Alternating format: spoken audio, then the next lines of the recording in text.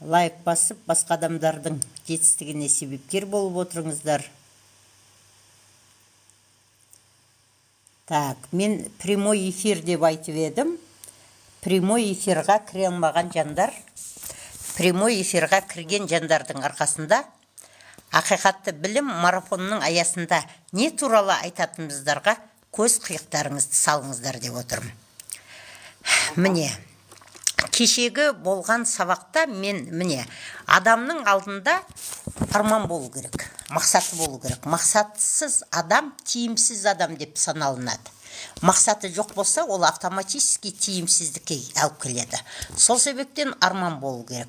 Но арман, арман сенің арманың ба, басқа арман ба, оған да көңіл бөлу керек. Көп адамдар басқа адамдардың армандарын жүктейді де, ол неге керек екенін түсінбегендіктен ол нәтиже көре алмайды. Адам баласы неге маған керек деген кезде қалай жасаймын деген әңгіме ол аяқ астынан шетілетін зат. Міне, сенің арманың бар, бірақ әлі де нәтиже көремей жатсың. Ол неге байланысты деген сөзге айтсақ, арманмен қатар тәртіп керек. Тәртіп. Дене тәртібі сана тәртібіне алып келеді. 5 сезіміңді ашу үшін ертеңінде тұрып, су ішіп, тәртіпте болсаң, арманыңа жақындауға көмектесетін зат. Одан кейін енді арман бар, тәртіп бар, бірақ дағдылар. Кешегі дағдыңмен бүгін басқа белеске шығам деу, ол қиял, иллюзия дейді. Сол себептен дағдыларды дамыту керек. Жылына 365 күн, 21 күн бір дағдының қалыптасуы. Егер 21 күн бір дағдыны қалыптастырам деп сол бағытта жұмыс істесеңдер, тауық өз жұмыртқасынан балапан 21 күнде шығады. Тура сол сияқты 21 күнде бір жаңа дағдыны жадыңа, памятке жазуға болады. Памятке жазылған, жадыға жазылған зат ол өміріңе жұмыс істейді. Негізі мына 7 жылда энергия алмасып отырады екен. 7 жылда энергия алмасады, бірақ жады ауыспайды екен. Жадыда не істедік, не қойдық, кімге жақсылық істедік, кімге обал жасадық, оның барлығы жазылып тұратын көрінеді. Егер арманға жетуде жады дейміз. Жадыдағы біздің ұстанымымыз, біздің адамгершілігіміз, өзіміздің наным сенімімізде кедергі жасауы мүмкін арманға деген. Сол кезде егер жадыдағы, қалыңыз қалай дейді, рахмет Гүлзат, жадыдағы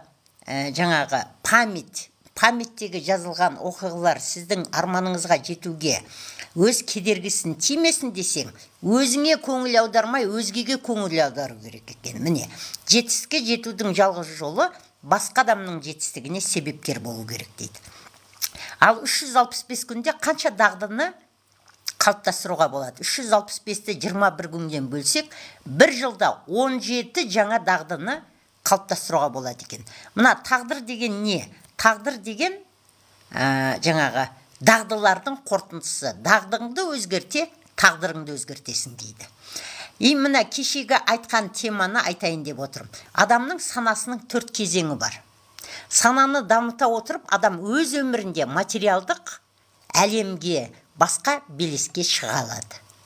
Міне, санасын дамытпай отырған адамдар көмір дейді. Олар тұрақты өмірлерін сүріп жүр, күнделікті өмірде қолданып жүрген наным сенімдері бар, өзінің тәртібі бар, өзінің күнтізбесі бар деп айтамыз. Сол күнтізбеден кете алмайды. Олардың эго векторы негативтік, ашу, қызғаныштар әрекет. Біреулерді айыптайды, энергияларын бәрін төгіп жүретін адамдар. Ондай адамдарға махаббат пен мейірімділік деген ұғымдар жат. Мына қиналады деп жазып тұр. Егер санасын дамытпаса, көмір сияқты өзінің қалауында ғана істеген адамдарды Алла тағала сынақ арқылы қинайды. Міне, көмірден жылу шығару үшін оны күйдіріледі, оны жағады. Сол кезде ғана көмір шығады. Сондықтан адамдар санасын дамытпаса, Алла тағала көмір сияқты жағады, сынақ береді. Сол сынақ арқылы күйдірілгеннен кейін, дағдарыс өткеннен кейін адам ойланып, қой Алла тағаланың ризашылығына бір затты жасайын деп бәлкім санасын өзгертеді. Екінші графит. Екінші сананың кезеңі графит. Графит деген ол не? Графит деген қарындаштың ішіндегі жазылатын жерін графит дейміз. Графит температурасы 3,5 мың Цельсий деп тұр. То есть графит болу үшін сен санаңды дамытуың керек. Жаңа әдет ғұрыпты жинауың керек. Қабықшықтандарға айланады және қағазда із қалдыратын жалпақ кристалды торды графит деп атаймыз. Бұл санамды дамытайыншы, жаңағы басқа іс-әрекетімді қосайыншы, басқа адамдардың жетістігіне себепші болайыншы дегендердің нәпсісі бақыт іздейді деген сөз. Жуылады, бірақ із қалдырады. Дегенмен жаңағы айыптауын, талқылауын қоймаған менде өмірде өзіне із қалдырады. Үшінші сананың кезеңі ол алмаз дейді. Алмаз деген әйнекті кесіп терезеге салатын алмаз ғой. Сол алмаз сияқты болады. Алмаз болу үшін жоғарғы дағдарыс керек. Мына санаға қопарыс керек. Қысым 10 мың атмосферада дейді. Және температурасы 5 мың градус Цельсийде ғана алмаз өзінің құндылығын ашады. Яғни Алладан күтіп сынақ арқылы терлемей, өздеріңді сынаған кезде, сол кезде алмаз боласыңдар. Алмаз адамдар бақыт іздейді, бірақ ақыл бағдарламасында. Яғни, мына жаңағы TikTok әлемінде болсын, мына марафон әлемінде болсын, сендердің саналарыңа қопарыс беріп, дұрыс жолды көрсетеміз. Бірақ ақыл бағдарламасында боласыңдар. Ақыл бағдарлама дегенде Алладан келген сынақ. Ал алмаз болсаңдар, саналарыңды дамытсаңдар, кез келген материалды дәл кесе алады. Алмаз деген мына циклонны кесетін затта алмаз дейміз ғой. Ал жаңа консультация өтіңдер. Мына социал ғылымы арқылы адам санасын гаухарға дейін дамытады. Гаухар болсаңдар, дағдарыс болмайды. Значит, гаухар деген, гаухар тас болу деген өңдеу, кесу және жылтырату. Егер біз гаухар тасты алсақ, мысалы, ол қара тас қой басында, жаңа алмаздан қара тастан гаухар шығады. Гаухар болу үшін ол қаншама өңделінеді, қаншама жаңағы бриллиантқа дейін оны егейді. Бриллиант деген, гаухар деген ол түсті, айқындықты, кесінді қаратты алады. Жаратушыдан келген міндетті орындайды және барлық әрекеттері ақылға қонымды болады. Олар өзінің қалауында ғана жүрмейді, басқа адамның жетістігіне себепкер болады. Егер гаухар тастай жылтыратын болсаңдар, егер дағдарыс арқылы өз саналарыңды дамытатын болсаңдар, адамның басты міндеті өз санасын дамыту дейді. Онда әлемде жарқырайсыңдар, әлемді жарқыратасыңдар, безендіресіңдер, кемелдік эталоны боласыздар. Ондай адаммен барлығы дос болғысы келеді. Ондай адам сұранысқа ие. И сол адамға қарай тартылады.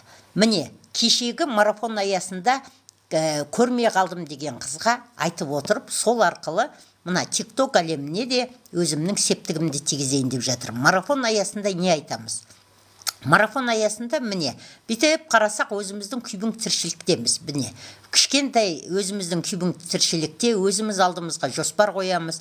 Өзіміз ол бірде орындалады, бірде орындалмайды, бірде плюсте боламыз, бірде минуста боламыз. Соныменен өз жаңағы миымыздың жеткенше жұмыс істейміз. Бірақ Алла тағаламен ісіміз болмайды. Бұнда не болады? Егер біздің алдыға қойған мақсатымыз орындалмай жатса, ашу ыза болады, ренжу болады, бойымызды қорқыныш басады, күрес болады. Ал армандау керек, жаңа мен айттым үш модельді. Адамның армансыз адам, қанатсыз құс. Алла тағала айтқан, түскі өмірің болса, кешкі асың болсын деп.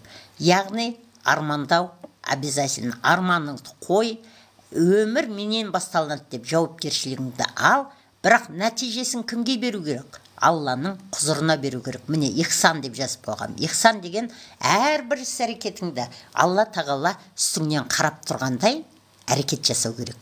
Егер әрбір іс-әрекетіңді Алланың ризашылығына деп жасайтын болсақ, саламатсыз ба, жасайтын болсақ, онда ақиқат шындық келеді, аян ретінде келеді. Алла тағала адам бейнесінде өміріңе келеді. Сол аянды түсініп қабылдау үшін бізге жеке қабілеттілік керек. 8 қырлы бір сырлы дейміз. Яғни адамның өзінің бір сыры бар, басқа адамдар арқылы қырыңды толтыру керек, матрицаңды толтыру керек, қабілеттігіңді толтыруың керек, компетенцияңды көтеруің керек. Әрбір саны арқылы өзіңнің компетенцияңды. Мысалы, бірліктер арқылы стратегияны үйрену керек. Екіліктер арқылы түсінуге деген ниет болу керек. Үштер арқылы талдауды үйрету керек. Төрттер арқылы жаңашыл креативті үйрену керек. Бестер арқылы көбейтуді үйрену керек. Алтылар арқылы адамдардың жайлылығына жұмыс істеу керек. Жетілер сияқты тәртіпте болса, ол ұстаз. Значит, кемел тұлға болуға болады. Сегіздіктердің жан дауасындағы қасиетін ала, біз нәтижелі боламыз. Тоғыздықтар сұранысқа ие боламыз, қызмет жасауға ие боламыз. Сол жеке қабілеттен кейін профессиональный компетенция дейді. Кәсіби қабілетті көтеру керек. Сол кезде адам сұранысқа ие болады. Сол кезде Алланың ақша бермейтінін біз түсінуіміз керек. Алла не береді бізге? Шексіз мүмкіндіктер береді. Міне, байлық береді. Көзге көрінбейтін көмекшілер арқылы өміріңді ертегідей өзгертіп береді. Ол үшін біз мына күйбің тіршіліктен шығуымыз керек. Біздің мақсатымыз осы шеңберден шығып, шексіз мүмкіндік байлыққа жету. Міне, марафон арасында не айтамыз десек, міне, марафон аясында мен қазір марафон жүргізіп отырмын. Менің мынау эмблемам. Менің эмблемам. Маған келген адамдардың санасы мынандай астындағы тұрғандай кішкентай болса, менен консультация алып, менің марафоныма қатысқан адамдардың көзқарастары кеңейіп, міне, саналары кеңейледі, саналарына дағдарыс береді. Яғни марафон аясында не туралы айтамыз? Марафон аясында Жанат Мұхамбетқалиевич Қожамжаровтың 9 адам бірі екен осы социал ғылымның іргетасын құраушы туралы 1-2 сөз айтамыз. Одан кейін мына сандар, социал сандар заңы. Әрбір санының жан қалауы неде, оларды қоршайтын планеталар неде, мына TikTok әлеміндегідей емес, оны кеңірегінен айтамыз. Адамдың басты мақсаты өз санасын дамыту, қалған дүние екінші орында. Яғни басқа адамдардың жетістігіне себепші болу керек. Жүру, өз қалауыңды қалай іске асыру туралы, матрицаны қалай толтырамыз, жаратушыдан келген міндеттерді қалай орындау керек. Социал мектебіндегі оқу, міне, $5000, әйтпесе $2100, сыгуны $100.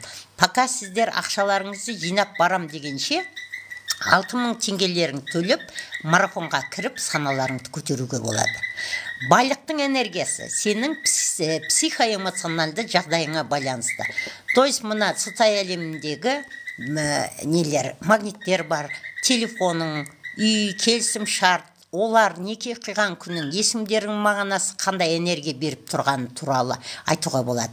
Менің экспресс консультациям 6000 теңге, толық консультация алам десеңдер 15000 теңге. Апталық жұмыс, толық талдау, мақсат құралдарын бірлесіп әзірлеу, бақылау 24000, 2 айлық коучингке кірсеңдер 200.000 теңге. Ал марафон, 9 күндегі марафон, жоқ, цигунды вы проводите. Нет, цигунды я не провожу, это Жанат Қожамжаров. Я сейчас презентацию делаю, презентацию марафона. Марафон маңайында не болады. И менің өзімнің жаңағы көрсететін услугаларым туралы айтып жатырмын. Значит, марафонның бағасы 6000 теңге. Міне, бүгін бір обучениесіне тоқтап өттім. Ақиқатты айтып отырмын. Біз өзіміз жасаймыз, өзіміз күйзеліске түсіп жүреміз. Егер Құдаймен есің болса, я в депрессии дейді. Вот именно, міне, депрессияда болсаңыз, міне, байлықтың энергиясы сенің психоэмоционалды жағдайыңа байланысты. Егер депрессияда болсаң, я тебя поздравляю. Кедейліктің бастамасы сода.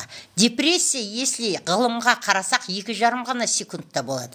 Если человек говорит, я в депрессии деп айтып отырсаңдар, значит, түсінік жоқ. Марафонға кіру арқылы түсінік келеді.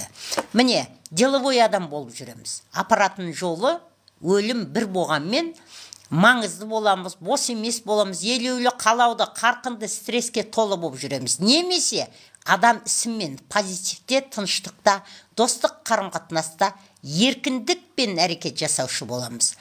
Қалауымыз өзімізде. Адам өзінің қабылдаған шешімдерінен тұрады. Міне, адамның материалдық мақсаттары өз нәпсісінің қалауынан тұрған кезде біз не істейміз? Армандаймыз, тілектеріміз қоямыз, өз нәпсімізден қойғандықтан өмір біздің иллюзияларымызды жою үшін келеді. Көбінесе адамдар мақсаттарды, армандарын өз қалауларынан қойған кезде олар неге ұшырайды? Сәтсіздікке ұшырайды. Сол кезде өмір қисынсыз, өмір дұрыс емес деп, бәрінен көңілі қалып, өмірдің мәні жоғалып, алдына мақсат қоюды доғарады. Депрессияға адам кіреді. Азап шегіп, бәрін қолынан бір сілтейді. Депрессия деген не? Все достало деген сөз. Эго страдающий емес, эго безразличияға кетеді. И күйзеліске түсеміз. Оның жолын қалай табуға болады? Міне, адам бақытпен үйлесімділікке келер екі жолы бар. Дағдарыс немесе білім арқылы келеді. Матрица жоқ сан, яғни санада ол қасиет жоқ. Қалай оны толтыру керек? Міне, егер адам жаңағы өз ақыл бағдарламасында болса, қандай зат болса да адамдар қашады немесе байқамайды. Міне, жарнама жасап жүресің. Ал егер сен санаңның ішінде еркін прана, энергиясын, свободное течение сознания дейді жазсаң, онда клиенттер, серіктестер көбейе бастайды. Алдыңа қойған іс-әрекеттеріңнің ағымы берекелі болады. Міне, біз не туралы айтамыз? Жаңағы марафон аясында. Осы марафон аясындағыны кішігірім айттым. Қазір мен мұндағы кірген Zoom әлеміндегі адамдармен арғарай сөйлесу үшін мен тікелей эфирден шығамын. Бүгін мен сіздердің жаңағы туған күндеріңізге талдау жасайын деген ниетім жоқ. Бүгін мен марафонда не береді? Тікелей эфирге шақырғам. Zoom жаңағы менің хабарламдарымды көрсеңіздер, сол арқылы маған WhatsApp-қа жазсаңыздар, мен сіздерді қосамын ссылка арқылы Zoom-ға. Zoom арқылы біз жаңағы ашық тегін мастер-классқа қатысу мүмкіндіктеріңіз бар. Так что сіздердің шешімдеріңізді қабылдап, WhatsApp-қа жазып, Zoom-ға кіріңіздер. Кірмеген жандарға сау саламатта болайық деп айтамын.